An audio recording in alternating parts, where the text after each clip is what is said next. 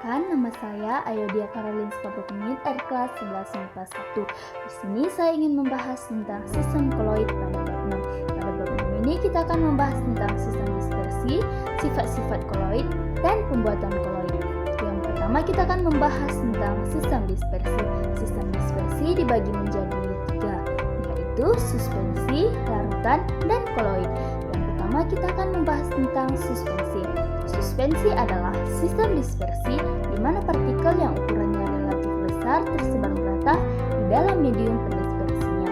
Contohnya, pada endapan hasil reaksi atau pasir yang dicampur dengan air. Yang kedua, larutan. Larutan adalah sistem dispersi yang ukuran partikel-partikelnya sangat kecil sehingga tidak dapat diamati antara partikel pendispersi dengan partikel terdispersi walaupun menggunakan mikroskop dengan tingkat pembesaran yang tinggi.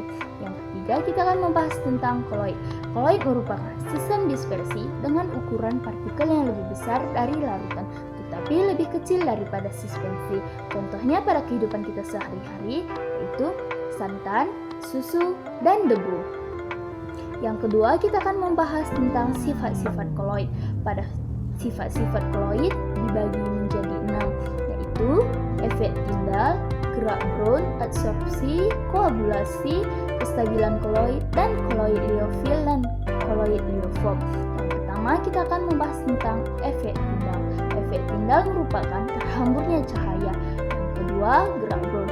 Gerak Brown merupakan gerak partikel koloid dengan lintasan lurus dan arah yang acak.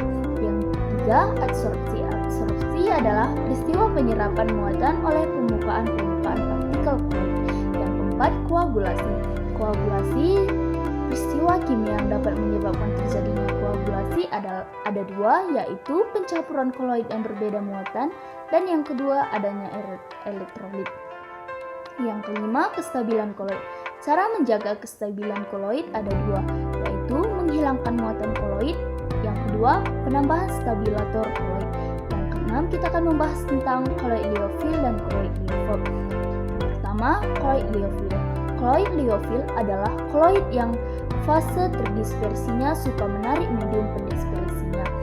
Yang kedua, koloid liofob. Koloid liofob adalah sistem koloid yang fase terdispersinya tidak suka menarik medium pendispersinya. Yang ketiga, kita akan membahas tentang pembuatan koloid. Pada pembuatan koloid ini dibagi menjadi dua, yaitu cara dispersi dan cara kondensasi. Yang pertama, cara dispersi dibagi menjadi 4, yaitu dispersi langsung atau mekanik. Yang kedua, homogenisasi. Yang ketiga, peptisasi. Dan yang keempat, busur Bredig. Yang pertama, kita akan membahas tentang dispersi langsung. Dispersi langsung dilakukan dengan memperkecil zat terdispersi sebelum didispersikan ke dalam medium pendispersinya. Yang kedua, homogenisasi. Homogenisasi adalah proses yang digunakan untuk membuat campuran menjadi seragam. Yang ketiga, peptisasi. Peptisasi adalah cara pembuatan koloid dengan memecah partikel zat yang mengendap dalam medium pendispersi air menjadi berukuran partikel koloid. Yang keempat, ada busur Bredig. Yang kedua, kita akan membahas tentang cara kondensasi. Cara kondensasi ada 3, yaitu reaksi hidrolisis, yang kedua reaksi redoks, dan yang ketiga pertukaran ion. Reaksi hidrolisis adalah reaksi penguraian garam dalam air yang membentuk ion positif dan ion negatif.